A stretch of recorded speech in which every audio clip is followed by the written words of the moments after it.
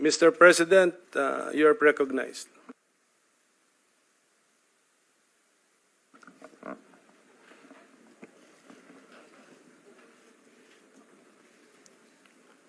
Before anything else,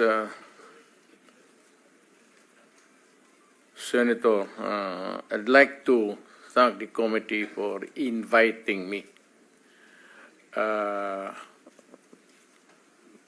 Para once and for all, malaman natin ang totoo. So, I would like to request sa inyo na huwag ninyo akong ituring president or kaibigan. Treat me as a witness and tignan natin kung lalabas yung totoo. So, with your permission, at maraming salamat po sa inyong lahat for inviting me. I'd like to start. My mandate as President of the Republic was to protect the country and the Filipino people.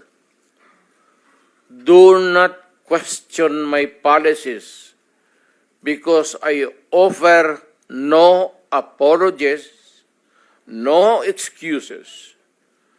I did what I had to do. And whether you believe it or not, I did it for my country.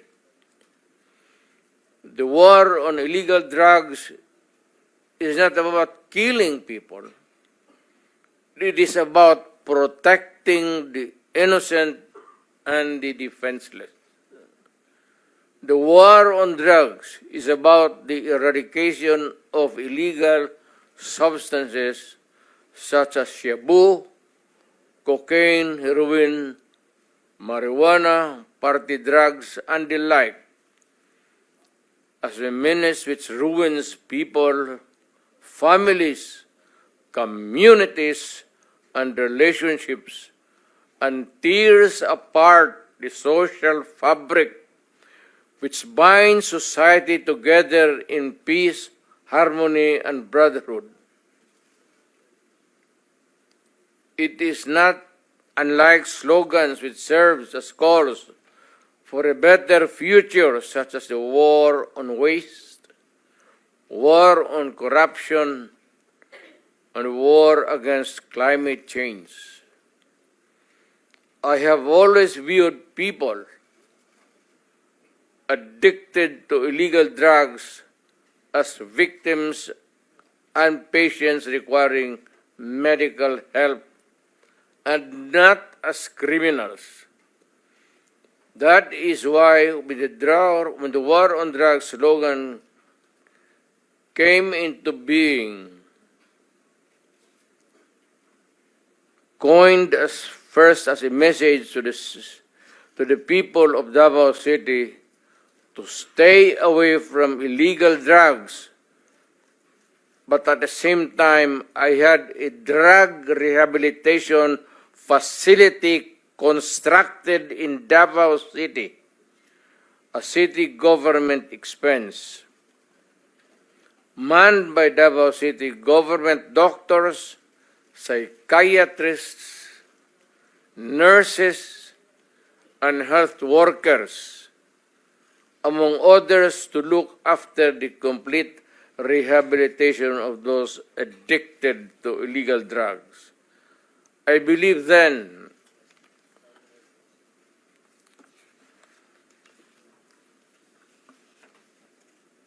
and I still believe now that rehabilitation and not fear of death or incarceration to be the key to the return of the addicted individuals back to the mainstream of a just and forgiving society. But no mistake about it,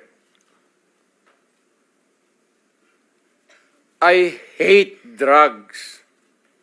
I loathe the purveyors, the merchants, and the pushers of this demonizing element. I have not failed to emphasize this from the very day of the campaign when I ran for the presidency in 2016. This was my covenant with the Filipinos who believed in me. And to this day, must still agree with what in government have achieved. It is unfortunate that drug-related crimes are on the rise again. Every day you can read about children being raped, people getting killed and robbed. And just recently, a drug den was raided within the Malacanang complex. This clearly manifests that the purveyors of this menace are back in business.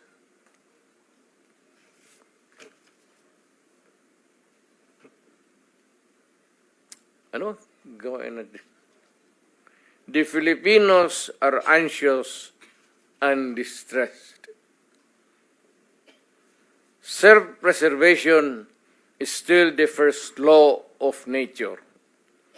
It is instinct. It is recognized in our laws as self-defense. That is why I have always told the police authorities and operatives to be mindful of this basic law of nature. However, I tell them not to abuse their authority and power, and hindi ko talaga pinayagan yung abuso ng pulis o sundalo kailanman sa buong buhay ko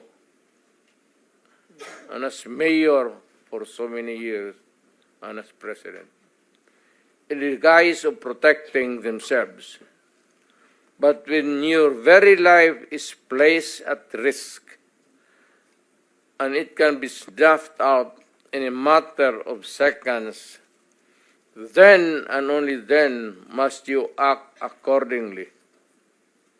Repel the aggression only in self-defense.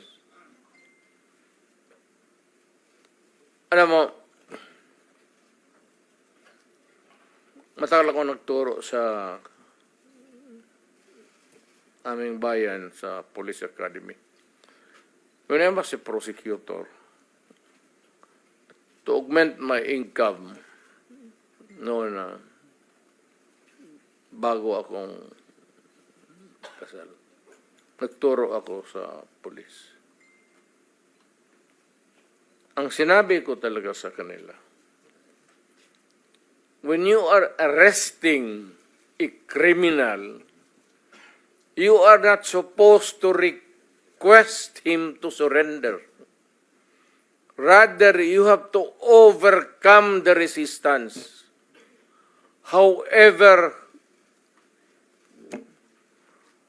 pag ayaw, it's the duty of the police is to overcome the resistance kung ayaw mag-surrender. At kung may baril, at kung tingin mo, sabi ko sa mga polis doon sa academy, mamamatay ka, barilin mo sa ulo, patayin mo at least one less criminal in the community. Yun ang utos ko when I was a fiscal and I was a professor doon sa Police Academy. Yun ang turo ko sa kanila.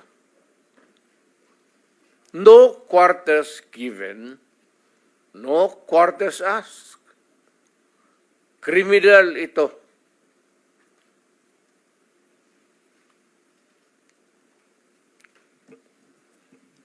repel the aggression only in self-defense. Do not make orphans of your children and widows of your wives. I don't want that in my conscience as mayor and president. Hindi ko mabigat yan sa konsensya ko. I have warned, but before that, my job as president was never easy, and it was not meant to be. I have tried to do the best I can to address the problem of illegal drugs firmly and without compromise. For all of its successes and shortcomings, I alone take full legal responsibility sa lahat na nagawa ng mga pulis pursuant to my order. Ako ang managot. At ako ang makulong. Huwag yung pulis na sumunod sa order ko. Kawawa naman. Nagtatrabaho lang. Yun ang gusto kong sabihin sa Pilipino at mabutit niyaya ninyo ako dito. Once and for all, yan ang gusto kong sabihin sa tao.